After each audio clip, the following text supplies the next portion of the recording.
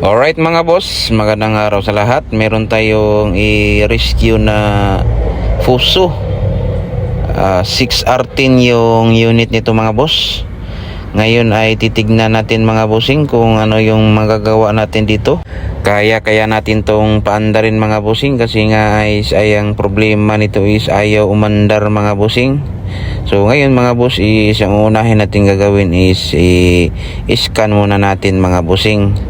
Titignan natin dito kung ano yung mga trouble code niya para may idea naman tayo kung saan tayo titira. Alright, ba tayo dyan? Okay, ikaw na ang mukha mo ko.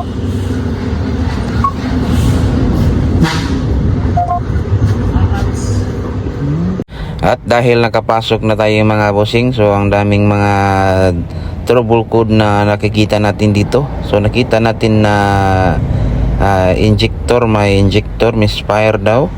Tapos common rail pressure, sensor open. So speed sensor, pagkadami mga bossing, no? So saan kaya tayo uuna dito mga bossing? Saan kaya natin ito natitirahin? So nireset muna natin, tapos no DTC na siya mga bossing. So titignan natin dun sa baba mga bossing. So let's go. Alright mga boss, nandito na tayo sa baba. Titignan muna natin dito kung andar ba talaga ito mga bossing. Let's go.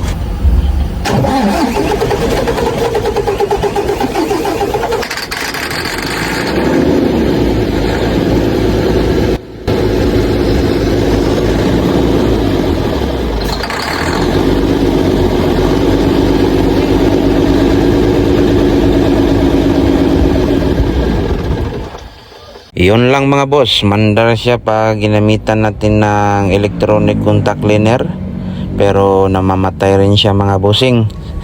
So bali, anong ginawa namin dito is nagpalit muna kami ng bagong filter ng mga bossing, yung buo talaga, kasi nga is yung diesel niya is bumabalik dun sa tangke, na di naman talaga dapat yun na nangyayari mga bossing, no? Dapat nagho-hold siya, kaya nagdesisyon kami na palitan ng bagong buong filter mga bossing. Ito yung original niya na fuel filter na buo mga boss. Tapos ayan, natanggal na natin mga bossing. Yung filter na ikakabit natin dito mga boss is sa kanila, yung sila lang yung naghanap mga bossing. Kaya tara, ikabit na natin mga bossing. Fast forward na tayo mga boss, nakabit na natin yung filter. Hindi na natin videohan kasi ang daming nangyayari dito mga boss. So importante na naikabit na natin mga bossing. At yun na nga mga boss, mandar na siya. So kita natin na tumuyok-tuyok na yung tapiraw.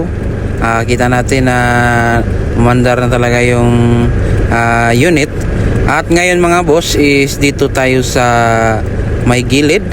So ganito na siya mga boss. Umandar siya pero palyado yung kahimtang at saka mausok mga bossing.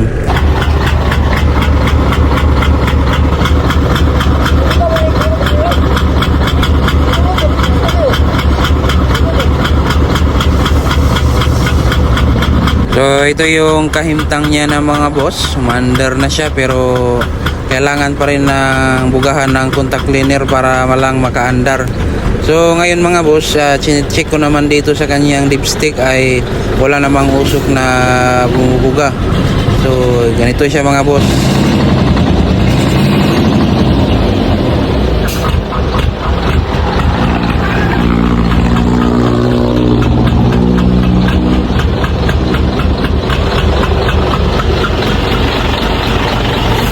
At yun na nga mga boss, nagdesisyon kami na tanggalin na lang yung lahat ng injector mga boss. So i-check natin yung mga injector kung may backleak ba dito or walang pressure yung injector. So titignan lang natin, i-double check kung meron bang bumigay dito mga bossing.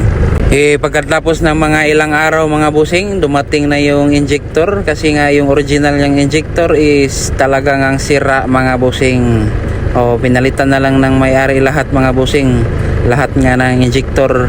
Kaya bumili ng bagong surplus yung may-ari mga bossing, kasi yung original na injector pag tinesting namin talagang backleak siya mga bossing, sira talaga yung injector. At ngayon ay kinabit na yung injector. So ngayon ay try na natin itong paanda rin mga bossing kahit walang wire. So ngayon mga boss ay try na natin paanda rin. So start.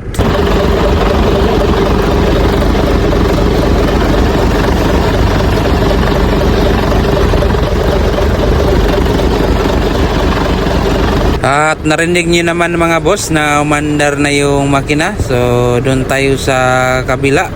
Titignan natin kung mausok pa ba mga bossing. At the moment of truth mga bossing, let's go.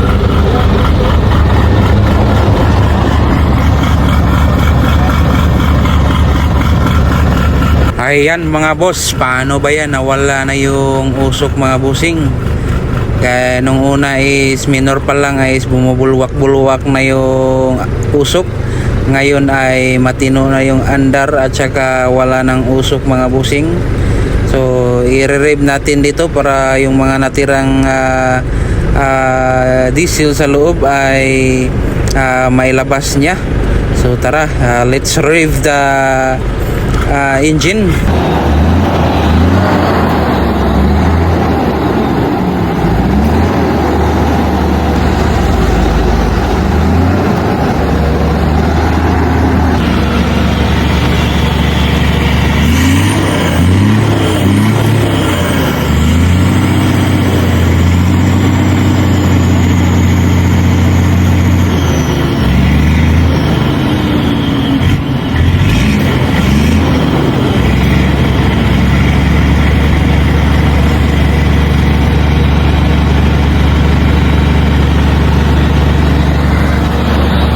At yun na nga mga boss, pagkatapos ng ilang week na natambay sila dito at ngayon ay babalik ng tumakbo yung unit nila. So sana ay talagang maging okay na para tuloy-tuloy na ang kanilang mga biyahe mga boss, para hindi na ma-delay yung mga transaction nila, no? So yun lang mga boss, God bless.